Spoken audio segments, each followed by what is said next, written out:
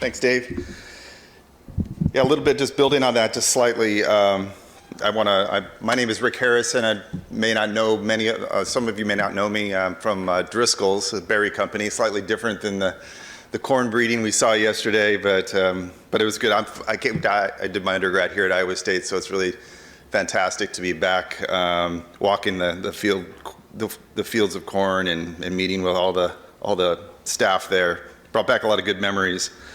Thank you to the organizers. As Dave said, we're the commercial, I will add that this session is being put together by the Commercial Breeding Committee. I'm the chair of that committee this year.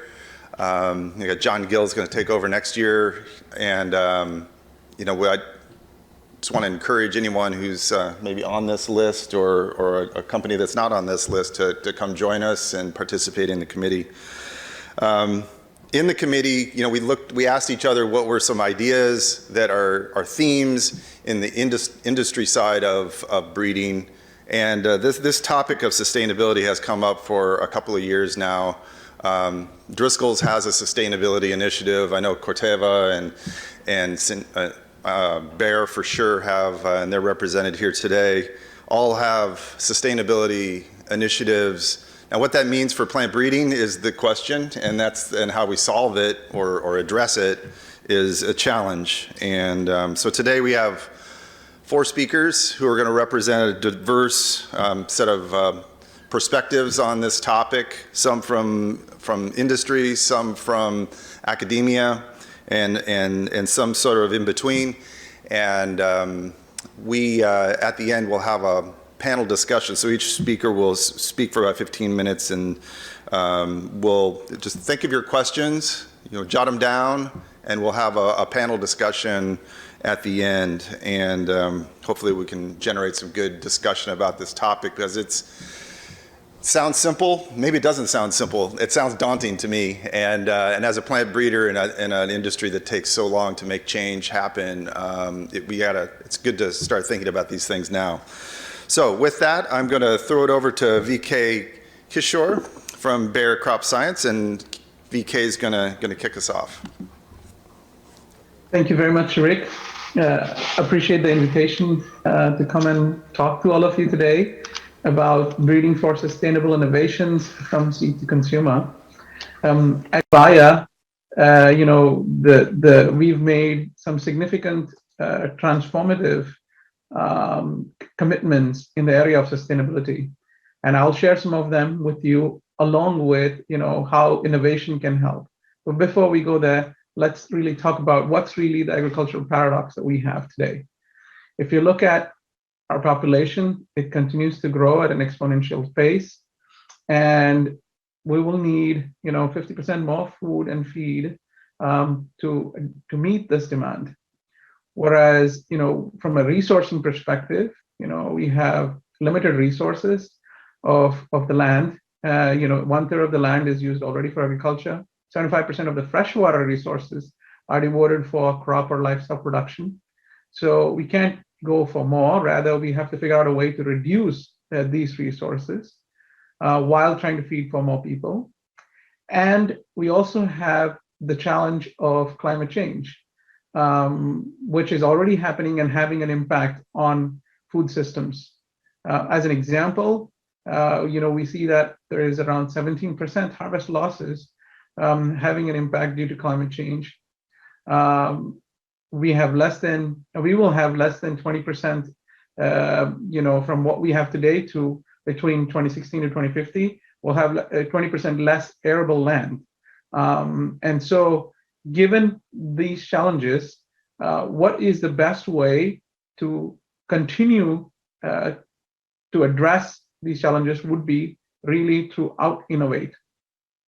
When I say out-innovate, it's, there are 2 approaches that we can take, to address these challenges. One, to mitigate the climate change effects, trying to figure out, all the greenhouse gases that are being released, to put them into the soil or sequester them, right? Or you can innovate in such a way that the amount of greenhouse gases produced are far more less. And we have, we will continue to see that innovations are actually going to be the most effective and also the most efficient ways of trying to address this, because if you just try to mitigate, it's going to cost you a lot more than what it's actually going to cost you to out innovate. And that's also more sustainable in the longer term. So that's the reason at Bayer, we want to make sure that sustainability is really at the core of our business, and specifically in our R&D organization, right? We want to make sure that we transparently create value to balance both the farmers' needs also with the societal expectation. In case of Bayer's path to impact generation here, what we have really focused on is on health for all and hunger for none, which is our vision. And we are wanting to drive an inclusive growth in underserved regions, especially through access to health, food security, and smallholder empowerment and women empowerment. On the ecological footprint side, we are trying to decarbonize the food systems, reduce the environmental impact, and continue to keep biodiversity preservation. So our 3 transformational commitments by 2030 are that we want to reduce 30% less carbon, in the greenhouse gas production. We want to have a 30% reduction in crop protection impact on the environment. And then we want to really improve lives of 100 million smallholder farmers, empower them, and give them access to sustainable agricultural solutions. So those are really our 3 strong commitments. So now, how do we, take a look at, our external commitments as well as our internal commitments? Internally, when we look at our operations, we want to be carbon neutral in our own operations by 2030 and have a sustainable operation footprint, and also want to heavily invest in innovative solutions focused on breeding so that we can achieve our commitments by 2030 to support our customers to achieve their sustainability goals. And we can't just do this by ourselves. We know that we have to, work with a lot of partners in the entire value chain to ensure that we are able to meet these commitments. And so, we are really very committed to partnerships in this space.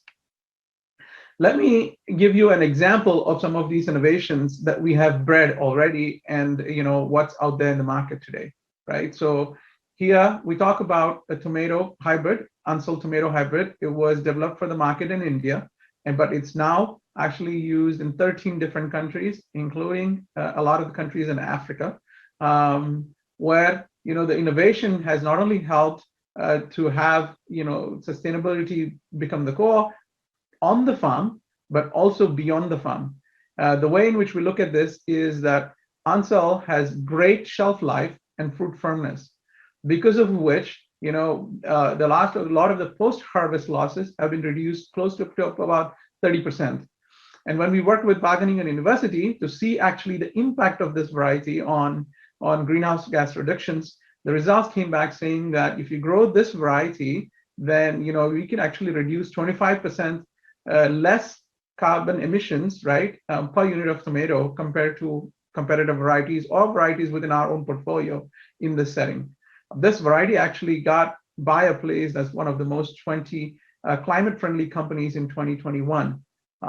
So that's just one example of how we are looking at this, from not only on the farm but also from a beyond the farm perspective. Here is another example that I want to talk about. Is another cherry tomato hybrid, which is called Strabena, and this variety is a cherry tomato, has extremely nice, truss, and the tomatoes are attached to the truss very strong. There is one gene, basically it's the jointed gene that we worked on, where we were able to come up with this variety and ensure that the tomatoes stay attached to the vine. So think about this: when you go into the grocery store and you're looking at a nice vine of tomatoes and you pick it up to see whether if you wanted to buy it or not, and a few tomatoes drop, most of the people will probably not buy that one, right? So our research has shown us that having these tomatoes nicely on the right vine helps actually increase the consumer liking, but also the purchase as well. So this actually prevents a lot of waste on the shelf.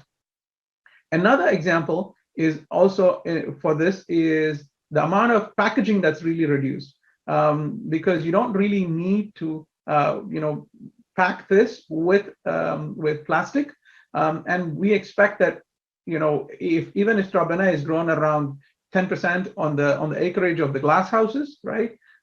We can see a reduction of 16,000 packages, which will not have plastic, which means a lot of help, from a sustainability perspective, and leaving actually a better planet for the generations to come.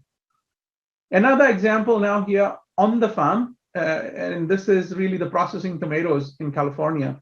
What we required, you can see here on the slide, the plot size was required to grow 18 tons of tomatoes in 1960s versus what's required today. Now, this has been an industry effort, but Bayer here, Vegetables of Bayer, actually leads the processing tomato market, and our varieties have been bred over the years in such a way that they've made some significant changes. One, we went from using flood irrigation to drip irrigation, and our varieties, even despite with less water in the drip irrigation space, right, have out yielded other varieties that used to be grown with flood irrigation. We've brought in disease resistance and broke the linkage drag between fusarium resistance and yield, which actually helped to use less chemistry in the field, but at the same point of time also keep the yield levels high. Today, I think, when you look at compared to 1960s, the production has increased 274%, right? So it takes 64% less land than what it used to take us before. So we are able to grow more with less. This is a great example of how you can bring in sustainability on the farm, right, in this case. Another example that I have here is around climate smart resilient farming, which is our sweet pepper variety, Huntington, right? This was actually originally bred for our Mexico market, but then we saw that it's pretty stable and widely adapted, and it's become actually one of the leading varieties in the India sweet pepper market. One of the reasons why it has become a superstar there in India is because it is extremely weather resilient. Over the last few years, we have seen quite a lot of unseasonal rains, and Huntington was able to stand and withstand that. We have also seen a drop in temperatures, especially in the winters, or we have seen very high temperatures in the summers. And so Huntington actually performs extremely well in these wide variety of temperatures as well. Has very good disease resistance, along with things like fruit shelf life and firmness, which help in the long distance transportation. So I think it's extremely important as we think about how do we bring in sustainable innovations. Climate resilience needs to be a significant part of the trait index or the breeding indexes that we would have to ensure that we select varieties that are more adaptable across the globe, as well as perform well in extremely good conditions, in extremely difficult conditions. So basically, with that, I would like to say that we are bringing innovative solutions that would want to advance sustainably grown vegetables to benefit our growers, consumers, and the value chain and the planet. With that, I would like to stop there and see whether if there is any questions or comments that you would have. Thank you.